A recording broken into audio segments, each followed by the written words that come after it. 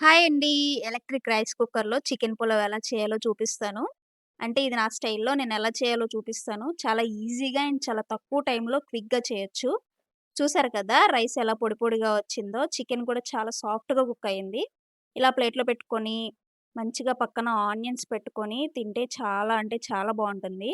మీరు కూడా ట్రై చేసి కామెంట్స్‌లో నాకు చెప్పండి ఎలా వచ్చిందో. ఇప్పుడు ఎలా చేయాలో చూసేయండి.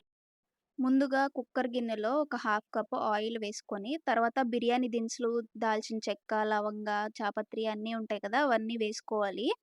ఇలా ఒకసారి అవి కలుపుకొని, తరువాత దాంతో పాటు ఇలా 2 స్పూన్స్ అల్లం వెల్లుల్లిపాయ పేస్ట్ వేసుకోవాలి. ఇదేంటంటే కుక్కర్ గిన్నెలో లైట్ వెయిట్ ఉంటుంది కాబట్టి ఇవన్నీ ఏసినప్పుడు అది కింద పవర్ ఆన్ అవ్వదనమాట. దాని తర్వాత కొంచెం వెయిట్ ఎక్కువయిన తర్వాత ఆన్ అవుతది. అందుకే నేనన్నీ ఒకసారే వేసేస్తున్నాను. ఇలా చూసారు కదా! ఇవి పుదీనా, కొత్తిమీర, టొమాటో, పచ్చిమిర్చి అండ్ ఆనియన్స్ అన్నీ మంచిగా కట్ చేసుకొని ఇలా ఒకదాని తర్వాత ఒకటి వేసేసుకుంటున్నాను. ఇలా తర్వాత అన్నీ కలిసేటట్టు ఒకసారి కలిపేసుకోవాలి. ఇలా కలుపుకున్న తర్వాత మూత పెట్టేసి ఒక 5 మినిట్స్ మంచిగా ఫ్లేమ్ అనేది లో ఫ్లేమ్‌లోనే వస్తుంది. హై ఫ్లేమ్‌లో ఏం రాదు. అందుకనే ఒక 5 మినిట్స్ టు 10 మినిట్స్ అలా కుక్ అవ్వనివ్వాలి స్లోగా.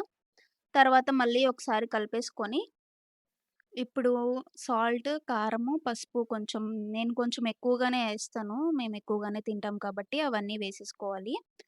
ఇట్లా వేసుకున్న తర్వాత ఒకసారి మంచిగా బాగా కలిసిపోయేలాగా కలుపుకుంటే సరిపోతుంది. ఇప్పుడు మంచిగా వాష్ చేసి పెట్టుకున్న ఒక పావు కిలో చికెన్ నేను తీసుకున్నాను.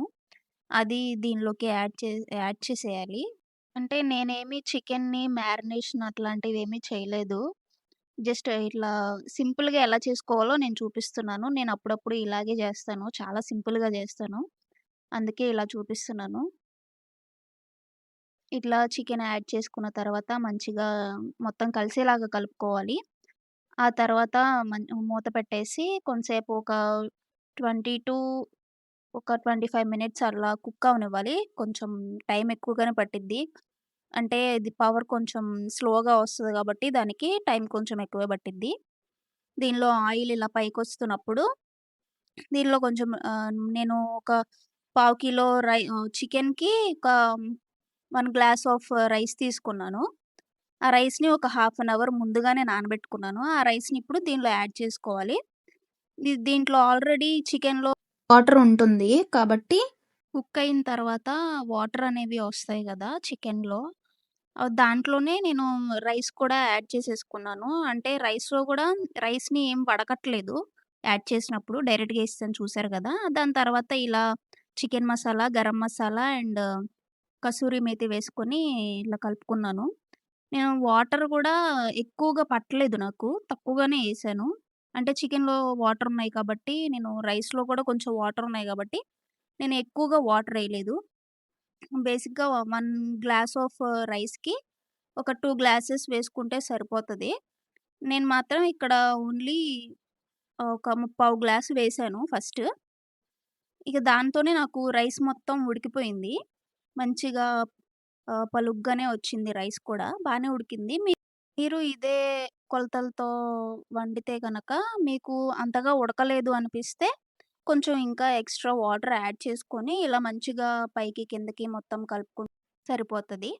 దాని తర్వాత దాని పైన ఒక మూత పెట్టేసి ఒక 20-25 మినిట్స్ అట్లా లో ఫ్లేమే ఉంటది కాబట్టి అంటే పవర్‌లో ఉంటది కాబట్టి అదే కుక్ అవుతది మంచిగా. నాకు అంతగా కుక్ అవ్వలేదు అనిపిచ్చింది. నేనందుకే మళ్ళీ ఒక 5 మినిట్స్ అట్లాగా అంటే అది వామ్‌లోకెళ్ళిపోయింది దానంతట అదే. దాని తర్వాత మళ్ళీ నేను పవర్ ఆన్ చేసి నేను మళ్ళీ ఒక 5 మినిట్స్ అట్లాగా కుక్ అవ్వనిచ్చాను. దాని తర్వాతయితే చాలా బావుంది. వచ్చింది. ఇలా పుల్లలు పుల్లలుగానే వచ్చింది రైస్ కూడా. అదే ఇలా చూపిచ్చినట్టుగా నేనొక 5 మినిట్స్ ఎక్స్‌ట్రాగా పెట్టుకున్నాను. అంటే నాకు నచ్చినట్లుగా పెట్టుకున్నాను. దాని తర్వాత ప్లేట్‌లో ఇలా వడ్డించుకున్నాను. చాలా అంటే చాలా బావుంది. వచ్చింది. నేను కూడా ఇది సెకండ్ టైమ్ అనుకుంటా చేయడం దీంట్లో. కరెంట్ కుక్కర్‌లో. చాలా వచ్చింది. చూడండి రైస్ ఎలా పలుగ్గా వచ్చిందో. ఇలా ప్లేట్‌లో పెట్టుకొని చక్కగా పక్కన ఆనియన్ పెట్టుకొని తింటే ఇంకా బావుంది. చికెన్ గూడా చాలా సాఫ్ట్‌గా కుక్ అయింది. ఇలా మీరు గూడా ట్రై జేస్తారని అనుకుంటున్నాను. Thank you.